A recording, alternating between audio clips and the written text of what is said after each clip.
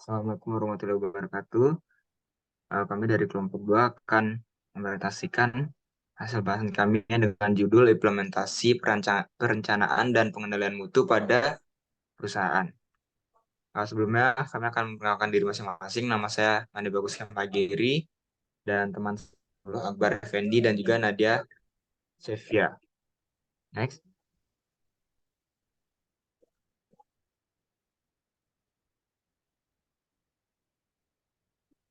Baik, yang pertama ada profil dari pembicara.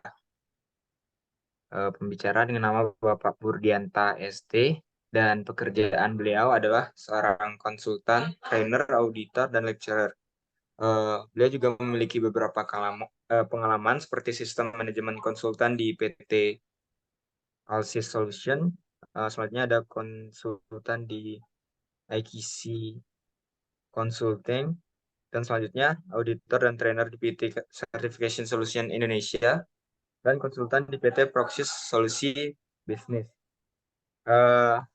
Pendidikan terakhir dari beliau yaitu S1 Teknik Industri di Universitas Indonesia. Next.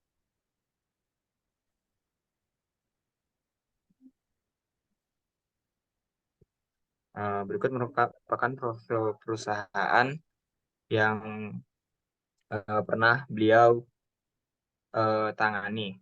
Salah satu ada yang pertama PT Tunas Inti Abadi, yang kedua itu ada PT Pertamina Fuel Pangkalan Susu, yang selanjutnya ada ICWR MIP, atau Integrated Citarum Water Resource Management Investment Program. Yang selanjutnya ada PT Ruang Mitra Lestari. Yang selanjutnya ada PT Pertamina EP Region Jawa, PT Wahyu Kartu Masindo International, PT BHP Biliton. Next.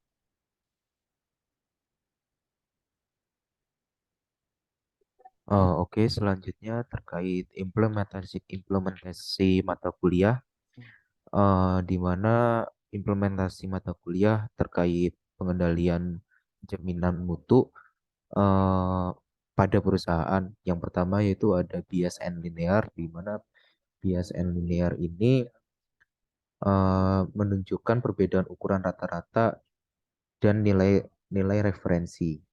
Eh, di mana fungsinya itu untuk memeriksa seberapa akurat pengukuran yang dilakukan dari rentang pengukuran yang diharapkan.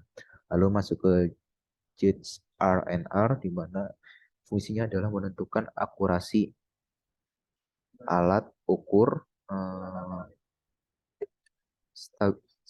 stabilitas proses, dan identifikasi sumber variasi. Lalu yang terakhir ada MSA, data atribut, di mana MSA data atribut ini melakukan analisis sistem pengukuran yang digunakan untuk menentukan tingkat keandalan sistem pengukuran dan mengidentifikasi sumber variasi yang mungkin terjadi. Lalu masuk ke perbandingan teori dan realita, di mana yang pertama ada DOE, yang mana secara sederhana DOE itu serangkaian tes perubahan yang disengaja dan dilakukan pada variabel input dari suatu proses, sehingga kita dapat mengamati dan mengidentifikasi perubahan yang sesuai dalam respon output, di mana DOE ini dimanfaatkan untuk variasi respon, membandingkan respon dari berbagai perlakuan, membangun model respon, serta meminimumkan faktor tak terkontrol. Lalu ada QFD, mana QFD dimanfaatkan perusahaan untuk melakukan quality control pada sesuatu produk. Contohnya adalah pemanfaatan QFD pada operasional busway. Lalu yang terakhir ada RSM, di mana RSM ini dimanfaatkan untuk melihat perbandingan antara kontrol plot of bonding dengan tekanan.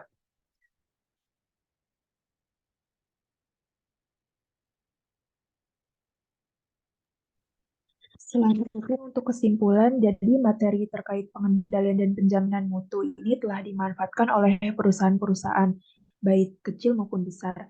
Ada beberapa materi yang memang sudah diimplementasikan di beberapa perusahaan seperti teori bias dan linearity, Gauge R&R, MSA data atribut, DOE, QFD, dan RSM.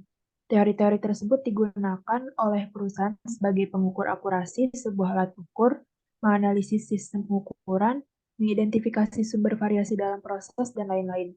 Teori-teori tersebut juga dapat digunakan sebagai penentu kualitas suatu produk, mencari kondisi optimal suatu proses, dan membandingkan respon dari berbagai perlakuan. Next. Adapun contoh implementasi dari materi PPM untuk perusahaan lain, yang pertama untuk peta kendali atribut, yaitu implementasi peta kendali atribut pada produk cacat air minum, ASRI CV Multi Rejeki Selaras Payakumbuh, di mana salah satu usaha yang dilakukan CV Multi Rejeki Selaras Payakumbuh untuk menekan jumlah produk yang cacat atau rusak adalah dengan melakukan pengendalian kualitas. Pengendalian kualitas yang baik akan membantu dalam kelancaran proses produksi.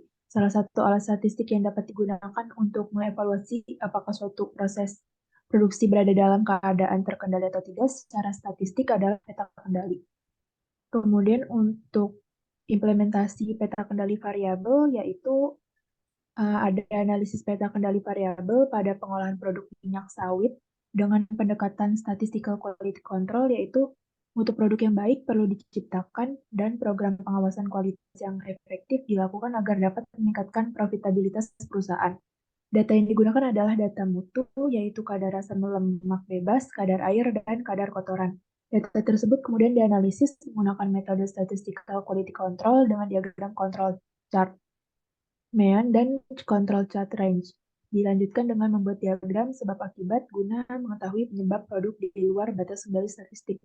Kemudian implementasi dari sampling penerimaan tunggal, yaitu pada kasus penerapan rancangan sampling penerimaan tunggal pada produk tusuk gigi. Dalam penelitian ini dibahas mengenai proses pengecekan terhadap produk tusuk gigi, di mana tusuk gigi yang diamati sebanyak 5 lot, dengan jumlah setiap lotnya adalah 100 tusuk gigi, guna mengetahui apakah lot layak diterima atau harus ditolak. Proses pengecekan ini tidak mengecek seluruh produk, melainkan melalui metode sampling penerimaan tunggal, sehingga proses pengecekan berjalan efektif dengan pertimbangan waktu, biaya, dan tenaga kerja.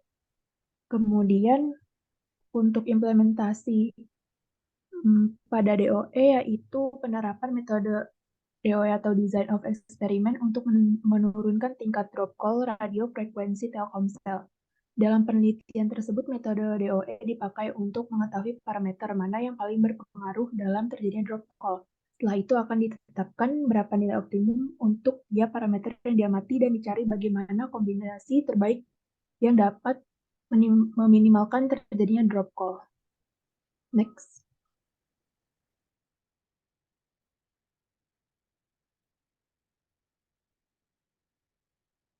Oke, sekian penjelasan dari kami. Kurang lebihnya mohon maaf. Wabillahi taufiq wal hidayah. Wassalamualaikum warahmatullahi wabarakatuh.